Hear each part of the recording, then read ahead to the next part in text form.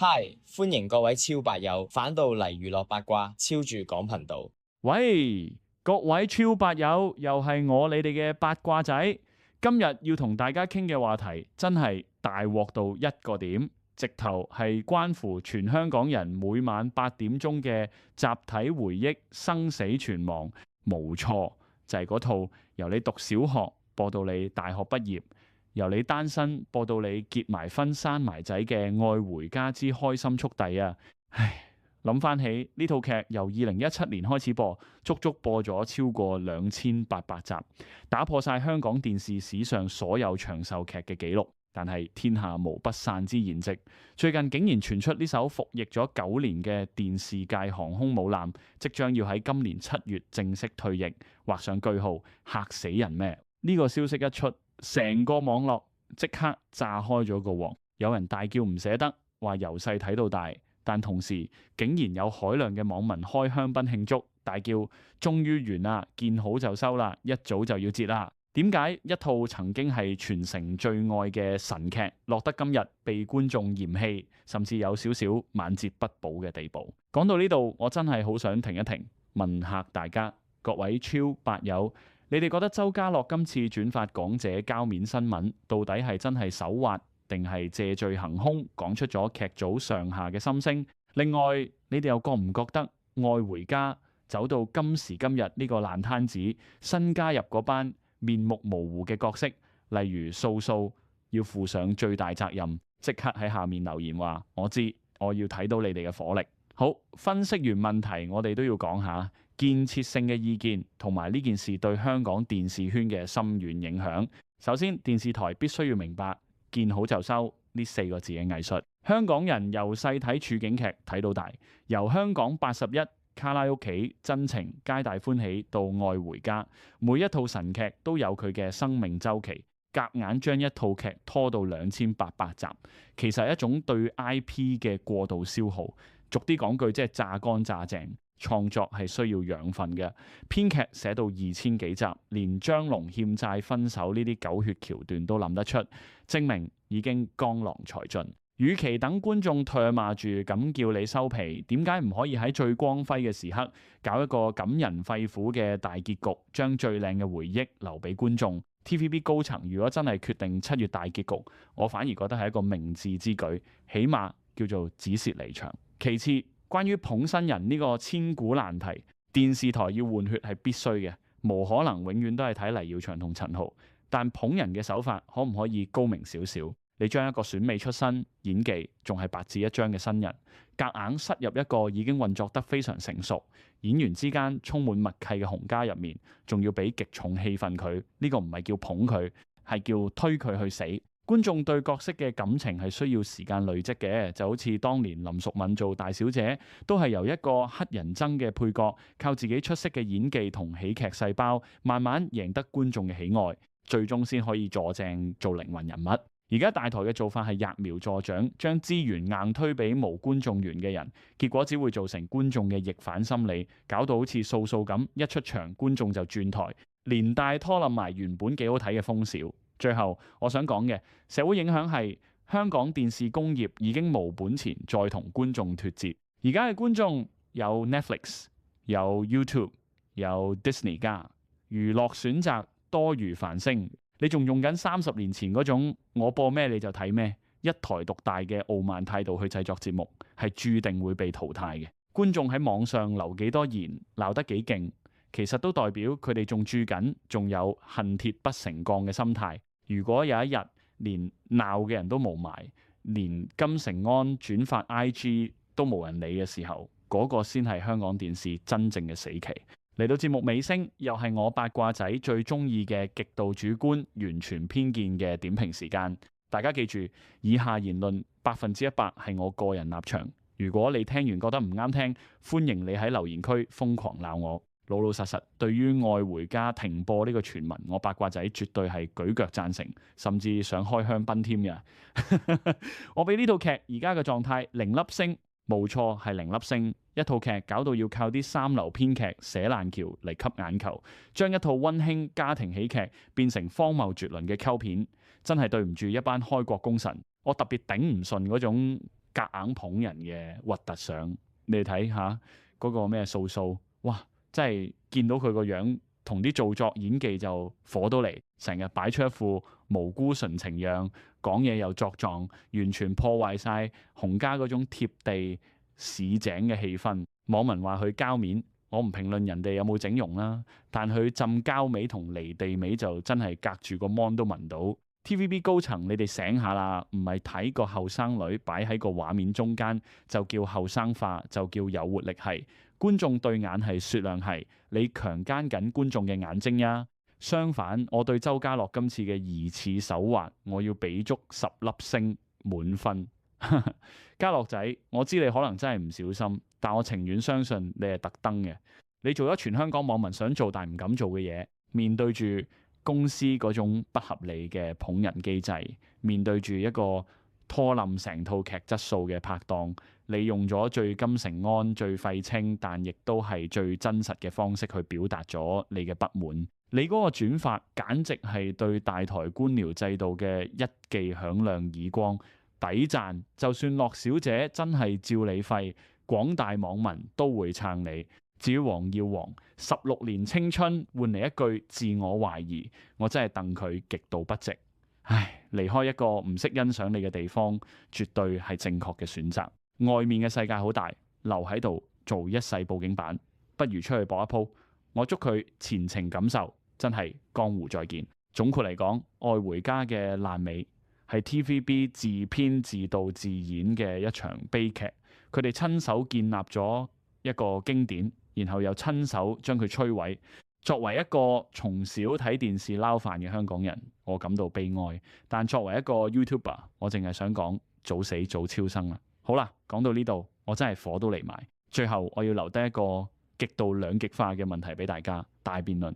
你哋覺得《愛回家》去到今日身敗名裂嘅地步，最大嘅罪人到底係盲目亂咁加戲份俾膠面新人嘅 TVB 高層，定係寫到江郎才盡、劇情暴走嘅編劇團隊企高層嗰邊嘅？打 A 覺得係編劇問題嘅，打 B 如果有其他答案，直接鬧出嚟。仲有呀，劇入面飾演張龍嘅黃耀煌突然宣布結束16年賓主關係，黯然離巢，跟住仲爆出金城安、周家樂疑似手滑，喺 IG 轉發港姐變臉膠面嘅報導，辣全網，網民食晒花生話佢金城安上身。今日八卦仔就會同大家將呢幾單嘢撈埋一齊，嚟一個極度深層次、多角度、剝洋葱式嘅大解剖。準備好你哋嘅花生味去片。好，我哋首先將成件事嘅來龍去脈同大家順一順個 timeline。第一單猛料就係東網爆出 TVB 高層，即係珍姐同文偉鴻，最近召集咗愛回家全體演員開大會，下達咗一個終極密令，公司打算停拍愛回家，預計今年7月就會大結局，然後會搞一套全新嘅處境劇接棒。呢個消息傳出嚟之後，傳媒第一時間梗係去喺劇中嘅靈魂人物，由真情年代已經係處境劇神台級人馬嘅丹爺劉丹求證啦。點知丹爺嘅回應真係令人聽到心都酸埋，佢竟然話我冇收過任何消息，都係今早睇報紙先知。哇！做咗2000幾集嘅大家長，竟然連自己套劇要完都係睇報紙先知，呢個公關災難真係公關災難級別。緊接住第二單就係喺劇入面飾演張龍嘅黃耀煌，突然喺 Threads 度宣布離巢，結束同 TVB 16年嘅賓主關係。大家記唔記得早排劇情講到張龍同 Rebecca、沈海欣飾演呢對相差12年嘅姊弟戀 CP？明明已經去到談婚論嫁嘅階段，竟然無啦啦因為一筆巨債而搞到分手收場。當時已經有好多網民睇到火滾，話編劇黐線，夾硬拆散佢哋。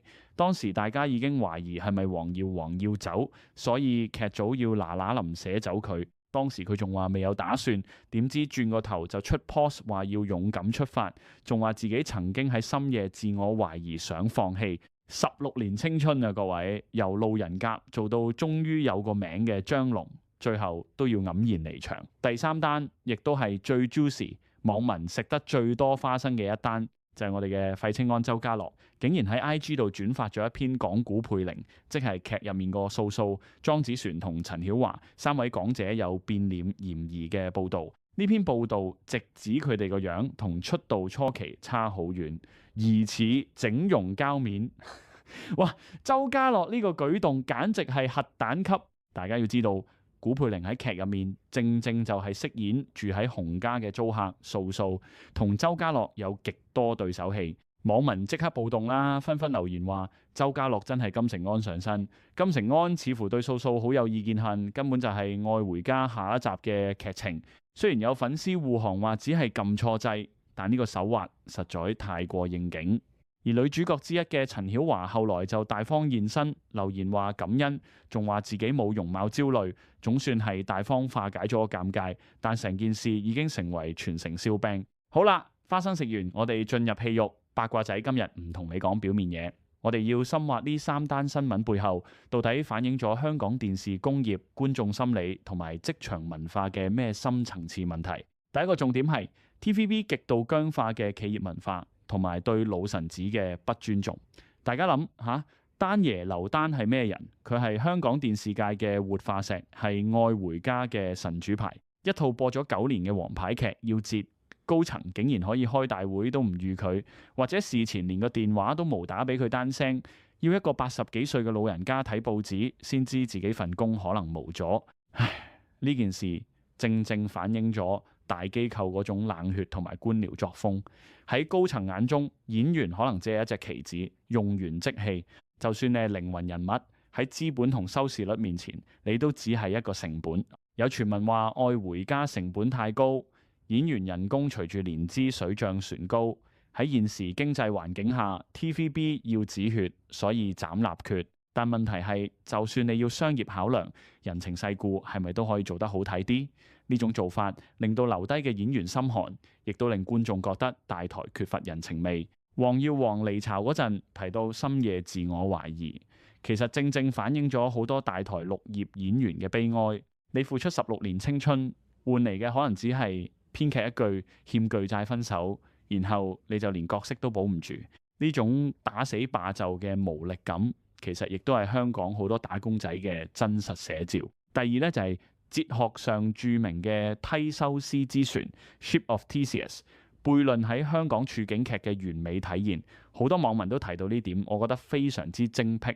咩叫梯修斯之船？即係話如果一隻船嘅木板一塊一塊被替換，去到最後所有木板都換晒，咁呢隻船仲係咪原本嗰隻船？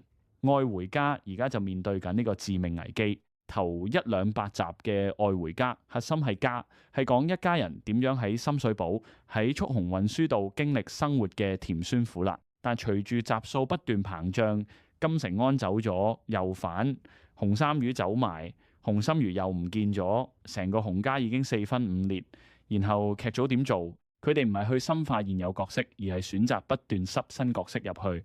例如嗰個被網民狂鬧嘅租客素素，網民話得好啱，租客大過主人婆，一個外人無啦啦霸佔咗洪家嘅戲份，甚至喺主題曲企埋 C 位中間位置，反而真正嘅靈魂人物，例如大小姐就被邊緣化。當一套劇為咗捧新人，為咗植入廣告，有網民投訴，成日做政府宣傳片，而夾硬改變原有嘅人物關係同故事核心。呢套劇其實已經名存實亡。觀眾之所以睇到戲劇，唔係因為佢哋冇耐性，而係因為佢哋發現自己每晚8點鐘對住嘅已經唔係當初嗰個充滿人情味嘅家，而係一個充滿商業算計，用嚟捧高層愛將嘅櫥窗。第三個值得深究嘅位係周家樂手滑事件背後嘅群眾心理學同情緒出口效應。大家老實講，你哋信唔信周家樂真係不小心轉發？喺呢個每個人都對 IG 操作了如指掌嘅年代，要連續撳錯幾次掣去轉發一個 story， 個機率其實同中六合彩差唔多。但點解全網網民都選擇性咁去原諒甚至讚賞佢呢個行為，仲將佢包裝成金城安上身？因為周家樂呢一個小小的錯手，無意中成為咗港大被愛回家近期爛劇情折磨嘅觀眾嘅一個超級情緒出口。大家睇下留言素材，網民對素素古佩玲嘅厭惡程度已經去到一個臨界點。見到嗰隻整容失敗膠面物體一定轉台，兩個演技9流。扮純情又作狀。觀眾對佢嘅反感唔單止係因為佢嘅外貌爭議，所謂嘅變臉膠面，更深層嘅原因係觀眾覺得佢係夾硬被塞入喉嚨嘅資本產物。觀眾有眼睇，一個演技未夠班，同原有角色火花欠奉嘅新人，竟然可以霸佔大量戲份，仲要同人氣極高嘅風少夾硬組成 CP，呢種強推之詞，嚴重剝奪咗觀眾嘅選擇權同觀影樂趣。所以當周家樂劇中嘅核心、觀眾嘅寵兒，疑似用行動串呢位高層外將嘅時候，觀眾嘅心理投射就爆發咗。大家將周家樂視為反抗權威、替天行道嘅英雄。呢件事本質上已經超越咗娛樂八卦，變成咗一場觀眾對 TVB 霸權式捧人文化嘅網絡抗議。今集到呢度，有咩想法可以喺留言區留言，仲有記得俾 like、訂閱、分享影片。再見，拜拜。